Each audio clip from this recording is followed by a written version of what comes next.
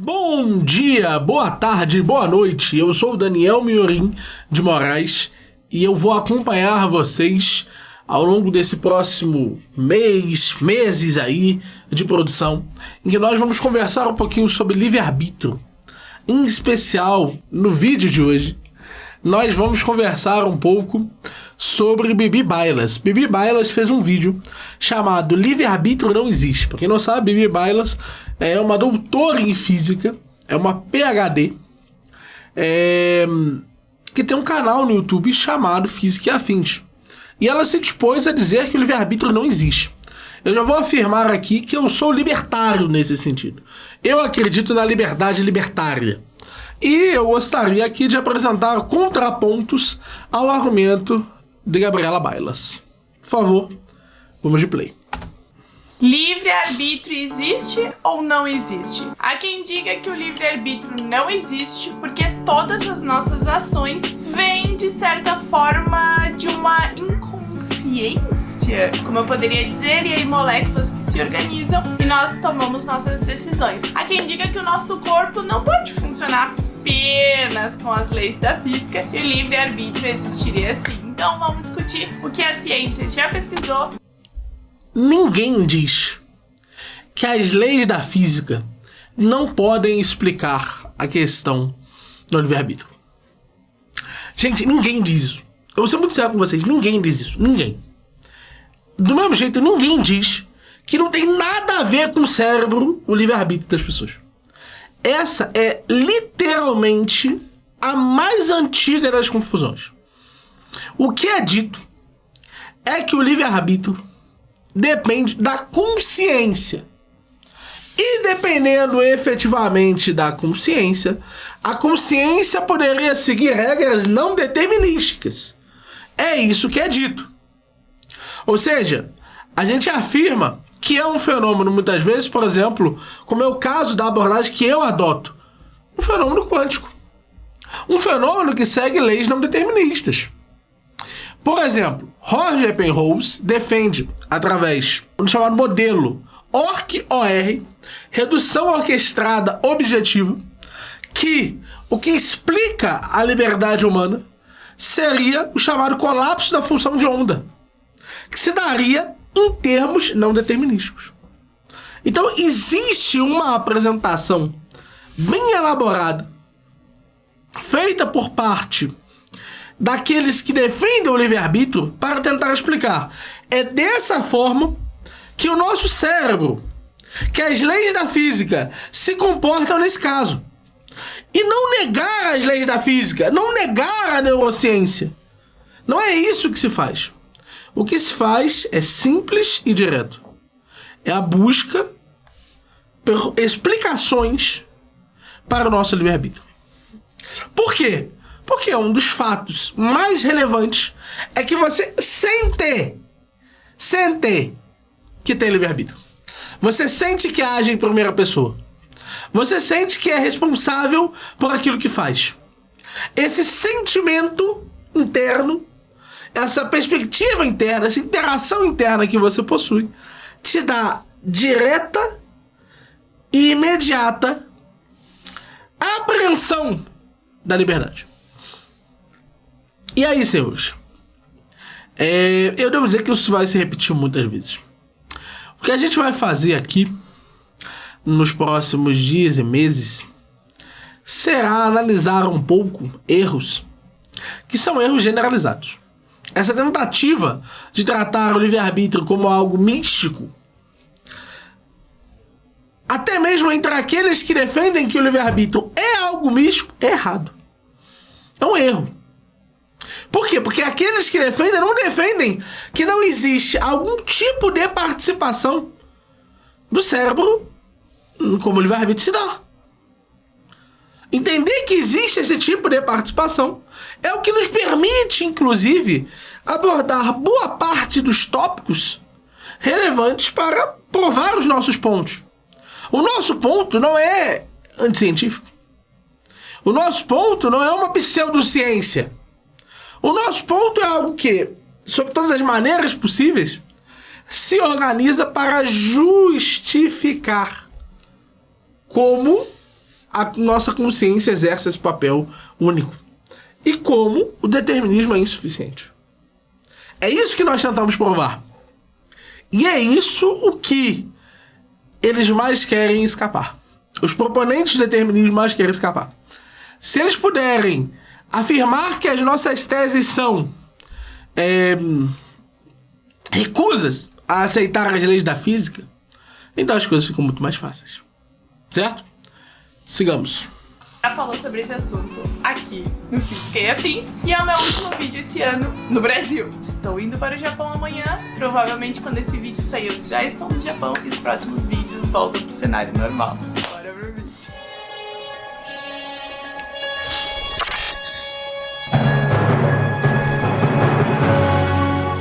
O que seria o livre-arbítrio? Livre-arbítrio é vocês deixando o dedo nesse like. Taca o dedo no like e taca o dedo no inscrever-se, gente. Bora bater 500 mil aqui nesse canal. Olha só, então livre-arbítrio seria a nossa capacidade de escolher as nossas próprias ações, de não ter nada, nem ninguém, nenhuma força, nem nada decidindo por nós.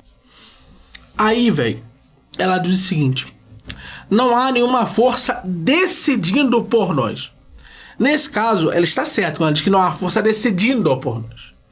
Mas a gente sabe que o que ela está tentando colocar ali é como essa decisão poderia se dar. Então, quando você fala esse tipo de coisa, parece que as influências, elas não têm um papel, por exemplo, determinante. Parece, por exemplo, que as influências, elas seriam pequenas. Para você ter livre-arbítrio, veja, uma das coisas centrais, não é nem necessário que algumas decisões suas não possam ser tomadas inteiramente determinadas pelo seu elemento físico. Não. Basta que algumas das suas decisões sejam tomadas de forma livre. Veja, a resposta para dizer que nenhuma das ações suas é tomada de forma livre, suas são tomadas de forma livre, é afirmar que alguma é. Afirmar que alguma não é o suficiente. Então, quando se diz, não, você está dizendo que você não é determinado por nenhuma força, por nada. Não. Eu estou dizendo que às vezes eu não sou. Existem um conjunto de vezes em que eu não sou determinado. E esse conjunto de vezes é o que define de fato a minha liberdade. É o que de fato demonstra a minha liberdade. Mas sigamos. Mas será que de fato existe? Existem várias perspectivas sobre o livre-arbítrio. Nós temos o compatibilismo, que diz o seguinte: mesmo que o universo, mesmo que tudo seja definido por ações passadas, se nós quisermos mesmo e tivermos força e desejo, nós vamos conseguir tomar as nossas decisões. Por outro lado, existe um esforço e desejo. Vamos lá. O compatibilismo, ele não diz que se a gente tiver força e desejo, a gente não é determinado. Tá? Essa afirmação dessa mulher aqui é uma afirmação risível. Não é uma questão. Eu até preciso dizer que é um pouco autoajuda isso que ela tá colocando. Ela tá colocando que, cara, se a gente quiser mesmo, a gente é livre, sabe? Tem que querer com vontade, senão não é. Não é isso que tá sendo dito. Para explicar o compatibilismo, a gente pode utilizar um exemplo claro que tem a ver com querer. A gente vai estudar depois isso com Schopenhauer, Nietzsche e afins. O que define se você, por exemplo, votou em alguém? Porque você queria votar em alguém. Então, por exemplo, digamos que o mundo esteja determinado e você ia votar no Bolsonaro. Digamos que seja o caso, você ia votar no Bolsonaro. Ou você ia votar no Lula, tanto faz. Pode usar o exemplo da forma que lhe convier. O que acontece? Quando a gente pensa esse exemplo, a gente pensa dois casos. Pô, tem o eu, que poderia votar no Bolsonaro, e tem o eu que poderia votar no Lula. Só que se eu gosto mais do Bolsonaro, se o meu querer está relacionado ao Bolsonaro, então eu vou agir desse jeito sempre que eu tiver esse mesmo querer. Sempre que esse querer se repetir, eu vou fazer a mesma coisa todas as vezes. Então não importa que eu fosse livre para votar no Lula, eu não optaria por isso. Ou seja, o que afirma-se no compatibilismo, muitas vezes? Que aquilo que eu faço é compatível com os desejos que eu teria se eu fosse livre. Aquilo que eu faço é compatível com as crenças que eu teria e tenho atualmente. Isso significa que, por mais que nós pudéssemos ter um mundo determinado, a nossa composição interna é tal que as nossas ações correspondem àquelas que seriam no mundo livre. Essa é a afirmação do compatibilismo. Não é, meu Deus, se eu tiver muita força de vontade, eu posso agir de outra forma. Não! Isso é um absurdo. Isso é realmente um absurdo. Das definições de compatibilismo, eu considero que os compatibilistas considerariam isso uma ofensa se eles ouvissem essa descrição dessa forma, né? Mas tudo bem, sigamos.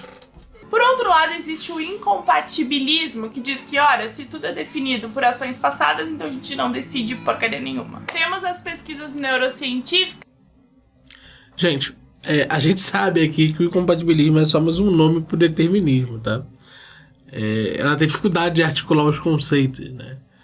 Então, é difícil ela entender as questões centrais. Mas tudo bem. E aqui tem um pedaço aqui e tem assim trechos, né? Neurociência. A perspectiva neurocientífica explora como os processos cerebrais podem influenciar o comportamento. Alguns estudos sugerem que nossas decisões podem ser precedidas por atividades cerebrais específicas, o que levanta questões sobre quanto realmente escolhemos nossas ações. Gente, isso é um trecho jornalístico, né? Inclusive a gente vai chegar nessa questão.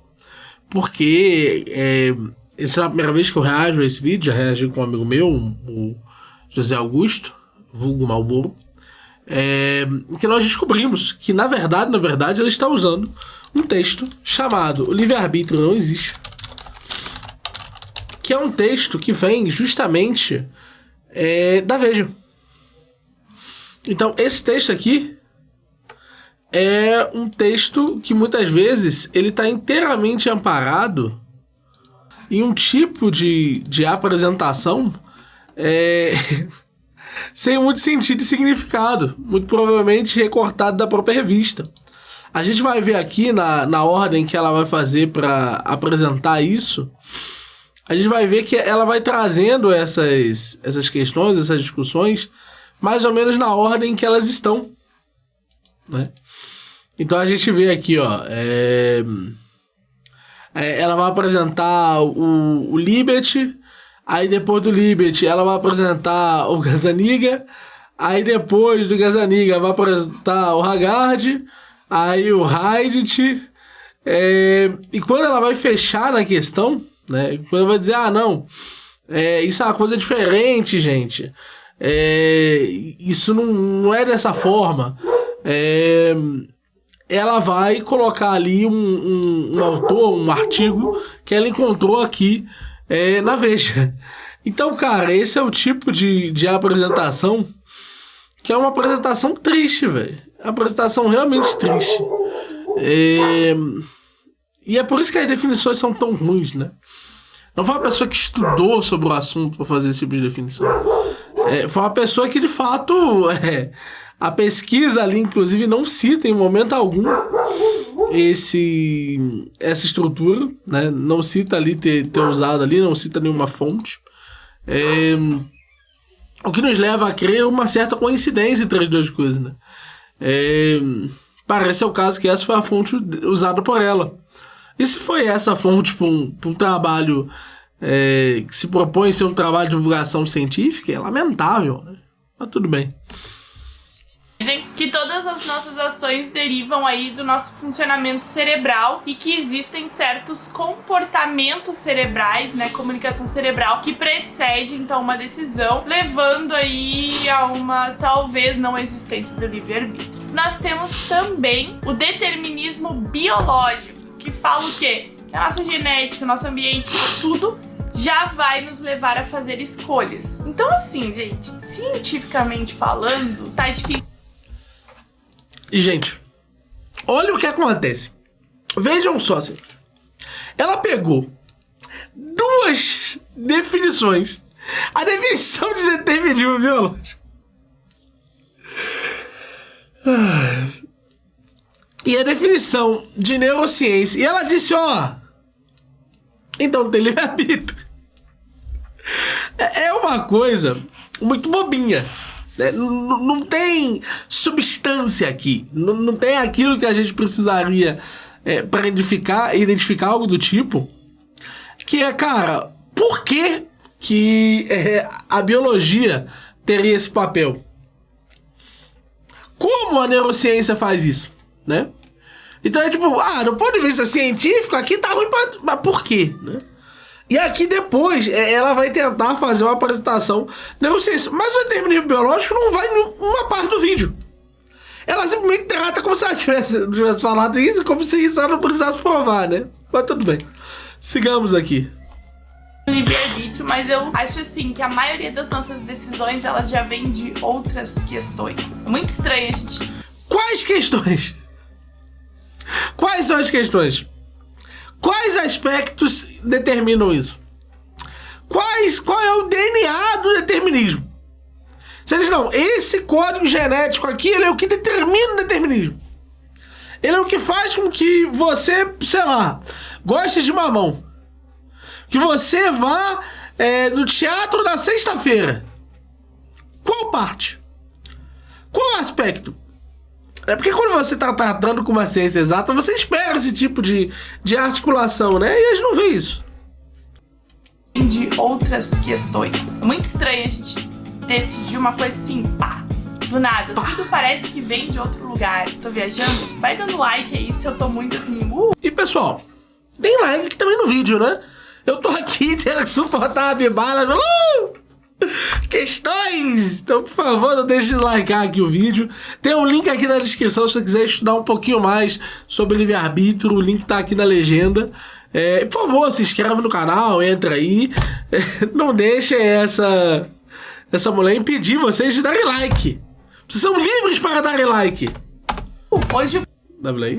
Papo é esse, vou trazer estudos científicos, mas obviamente não temos aí uma conclusão e eu quero saber a opinião de vocês. Algumas pesquisas científicas mostram que temos um acúmulo de atividade neural antes de uma decisão. Existe um trabalho bem famoso e muito antigo, que já adianto para vocês que tem algumas inconsistências metodológicas, mas que iniciou aí essa discussão com o pé na porta. Vamos ver o que ele fala. Em 1983, um estudo feito por Benjamin Libet, Curtis Benson, Elwood Wright e Dennis Purr diz que o início cerebral de um ato espontâneo e voluntário pode ocorrer de forma inconsciente, ou seja, antes que haja qualquer consciência subjetiva de que uma decisão de agir já foi iniciada cerebralmente. Então, o que eles dizem? Que a gente já tem uma atividade no nosso cérebro antes de uma decisão, mesmo que essa atividade seja inconsciente, levando eles a acreditarem que não existe o livre-arbítrio. Então vamos lá, linha do tempo, 1983.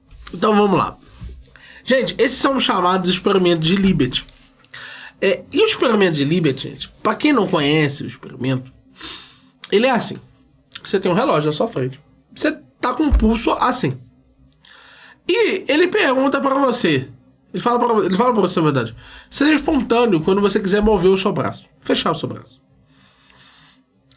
E ele diz, ó, quando você quiser fechar o seu braço, você sentir que você quer fechar o seu braço, você olha pro relógio. É um chamado relógio de Libet. E você marca aonde o relógio estava quando você olhou para ele. Ok? Então tá com a mão aqui. Você sente uma vontade de apertar, você olha para lá. Fecha a mão e anota. O que acontece, pessoal?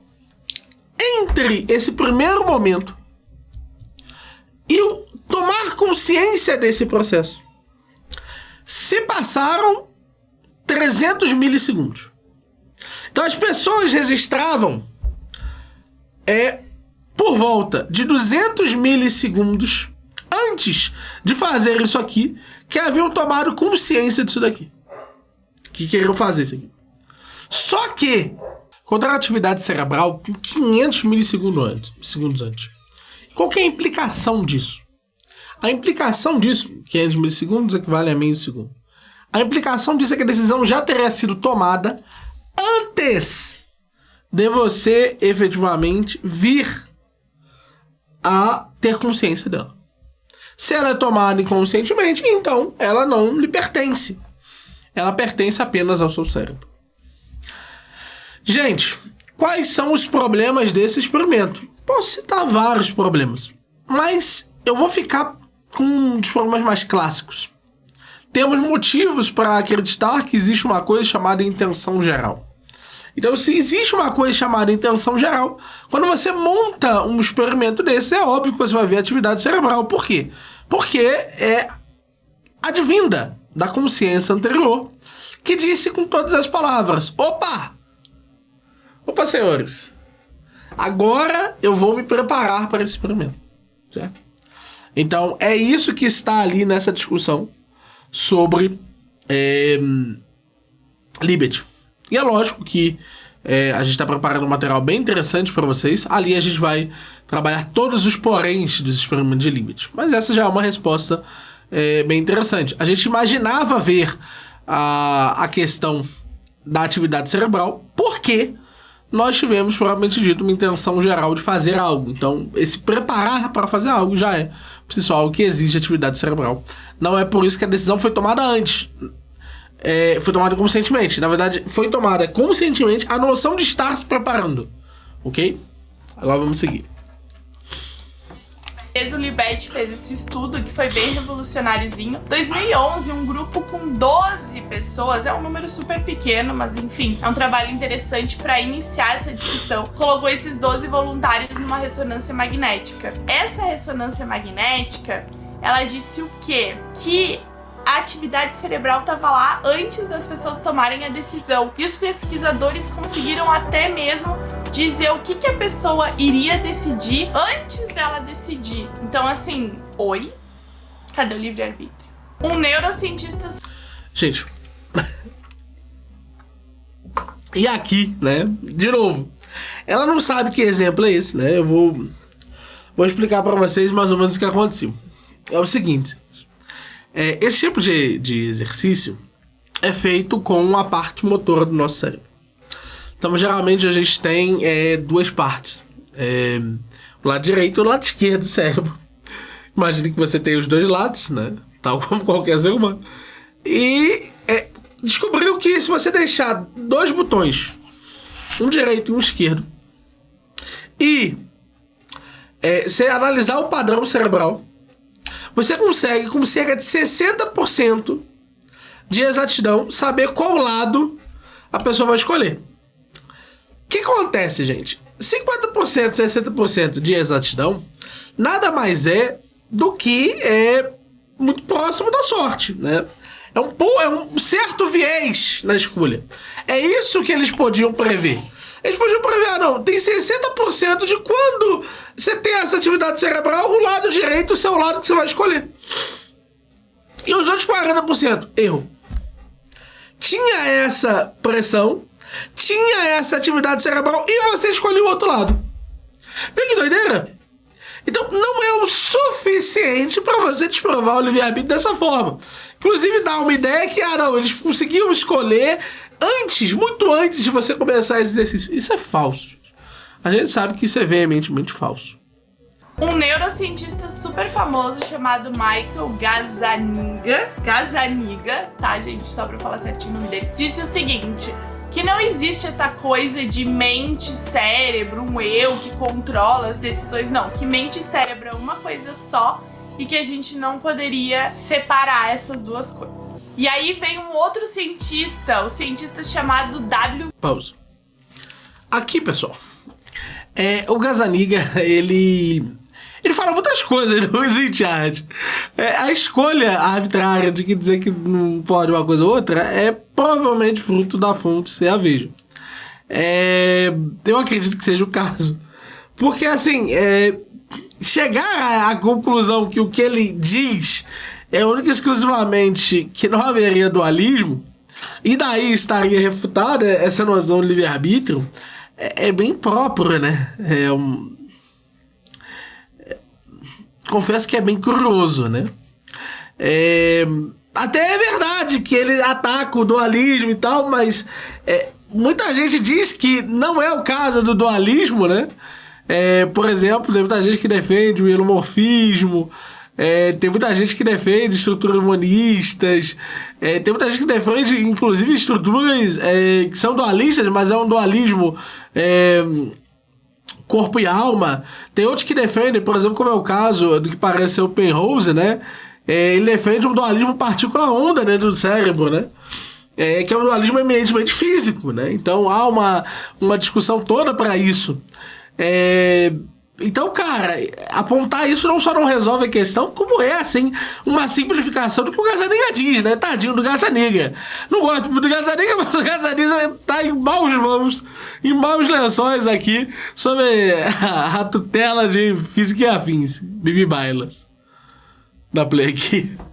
Klein, que publicou um artigo, colocou fogo no parquinho e disse o seguinte: não temos como afirmar que o tempo dessa atividade cerebral e a ação é realmente uma coisa tá ligada à outra. A gente não tem como determinar esse tempo entre atividade neural e ação. Logo, todos os estudos que foram feitos até agora não servem pra nada. Jogou um balde de água fria em todo mundo, em todos os neurocientistas. E aí, o que aconteceu? A comunidade científica tem que correr pra tentar trazer mais informação. Gente, nem foi isso que aconteceu, tá?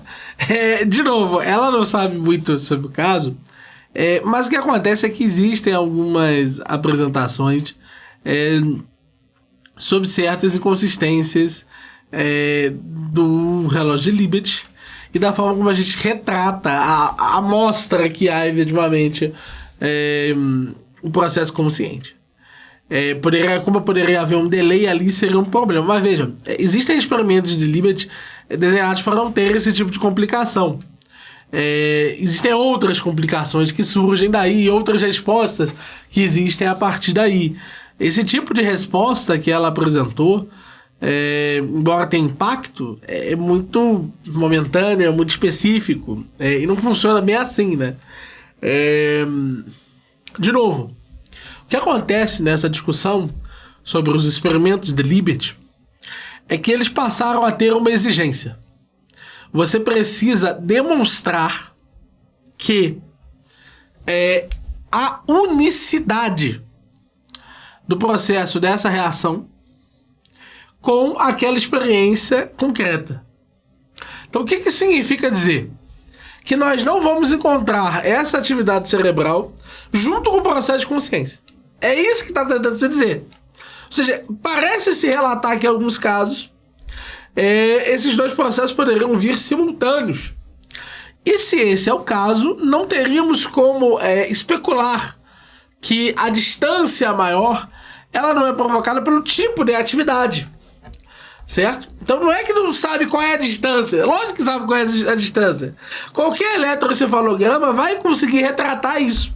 O que não vai conseguir ser retratado é exatamente essa relação entre a ação e a atividade cerebral anterior, o witness potential, potencial de preparo.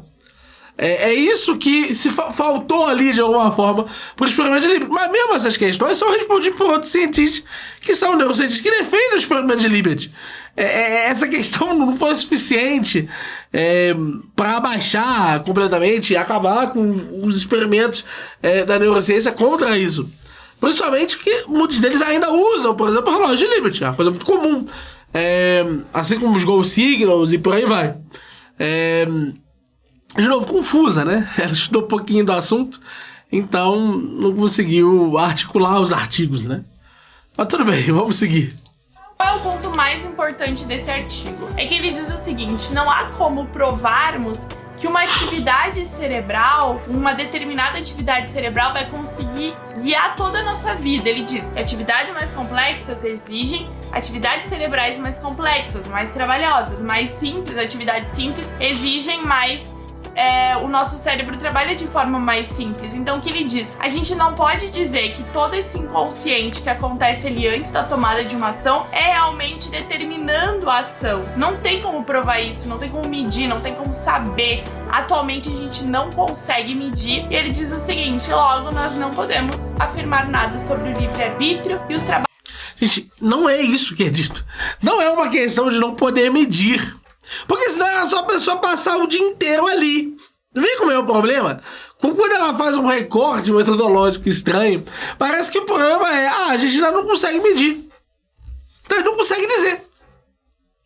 Quando os equipamentos melhorarem, então a gente vai conseguir dizer. Não é isso que está acontecendo, gente. Não é isso. Não é isso. Não é isso.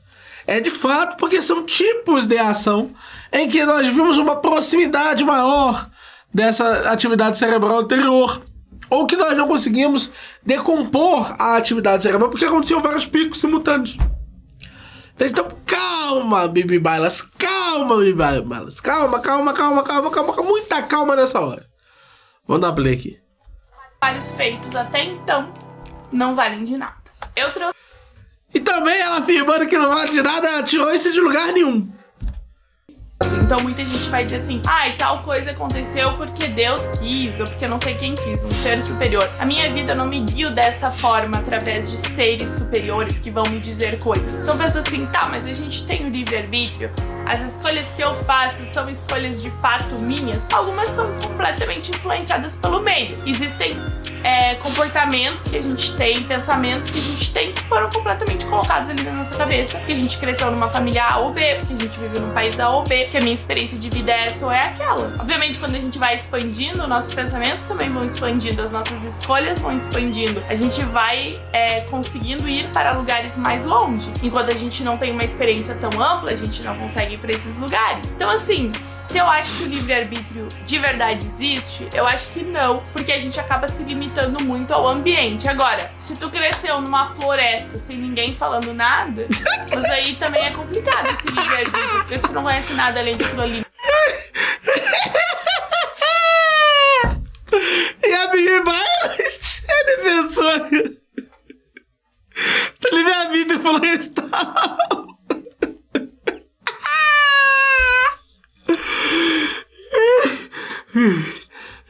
Muito bom.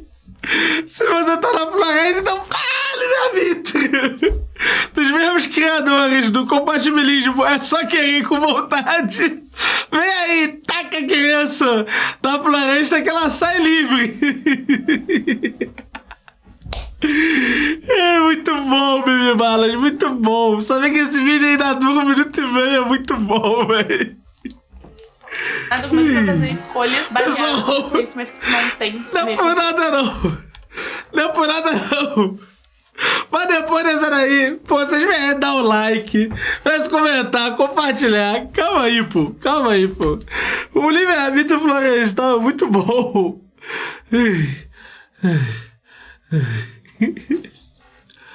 Ai. E eu acho que a melhor parte, velho, é que logo agora ela vai falar sobre não saber as coisas. Olha o que essa mulher tá falando. Ela não entende que, do ponto de vista da psicologia social, psicologia situacional, não importa se a situação que você está é uma floresta. O lance não é se tem uma ou 300 pessoas do seu lado, não. Não é isso que... Tadinho do psicólogo, tá tentando dizer não, pô. Porque aí é burro demais, pô. Adicionou mais gente, eu tô cada vez mais determinado. Não é assim que funciona não, Bibi Bailas. Pelo amor de Deus, acorda, Bibi Bailas, acorda. Curte, comenta, compartilha, se inscreve nesse canal aí. E dá uma olhada no link da descrição. Tu quiser estudar esse assunto aí, já sabe. O link da descrição aqui é brabo.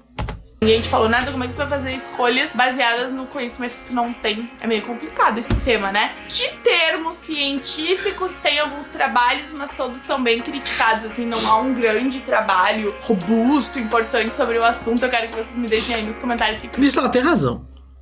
Nisso, Bibi Bailas tem razão. Os artigos contra o livre-arbítrio são muitíssimo criticados. Ela sabe? Não, ela leu alguém falando que critica. Tá Mas tá bom. De fato, são muito criticados os artigos contra o livre-arbítrio. Robusto, importante sobre o assunto. Eu quero que vocês me deixem aí nos comentários o que vocês acham. Livre-arbítrio existe? Não existe? Deixa o like, te inscreve no canal e até o próximo vídeo no Japão. E aí vai ter um outro vídeo lá nos Estados Unidos, que eu tô indo pra uma conferência em Seattle, em Washington. Washington. Não é Washington DC, Washington. É em Seattle. E aí, o que vai acontecer? Eu vou participar de uma conferência que nem eu fui na Escócia no ano passado. Só que dessa vez eu fui chamada pra ser palestrante. Eu vou vloggar, eu quero fazer uns vlogzinhos por lá. O Mi vai comigo, vai ser uma aventura em tanto. E aí eu vou tentar fazer algum vlogzinho aqui no canal mostrando pra vocês um pouquinho do que tá acontecendo por lá. Em breve venho atualizar algumas coisas da minha vida pra vocês. Ano que vem estou me mudando, não vou mais ficar no Japão. Muitas coisas acontecendo, tá bom? Beijo pra vocês, espero que vocês tenham gostado do vídeo. Já deixa o like, curte, compartilha. E me segue lá no Instagram. Segue lá a gente também no Instagram, Alta Linguagem. Pra saber tudo em primeira mão. Beijo pra vocês. Gente, os meus e-books todos estão aí na Black Friday, no cupom BB Friday. Vou deixar pra vocês aqui no comentário fixado. Beijo e até mais. Então dá uma olhada também no comentário fixado aí. A mulher ainda vai demorar mais 10 segundos pra terminar esse vídeo aqui. Não, agora é só o finalzinho. Pessoal, muito obrigado a vocês que assistiram até aqui. Eu espero que vocês tenham se divertido como eu me diverti nesse vídeo. De uma forma não muito agradável, mas tirando aí do que dava. E espero que tenha sido muito importante para vocês. Vocês viram que muitas vezes a divulgação científica, ela não é isso tudo aqui no Brasil, né? E principalmente, pessoal, se vocês quiserem saber um pouquinho mais de livre-arbítrio, cara, vai ter aqui esse card aqui. A gente vai estar gravando aí. Da primeira vez que você vê esse vídeo, você vai chegar muito cedo, talvez não tenha nada aqui no card. Mas senão tem um vídeo aqui chamado O que é livre-arbítrio, o que é determinismo, que ataca muito das definições que a Bibi Balas usou já lá no início do vídeo, tá bom? Muito obrigado a todos e até a próxima. Falou!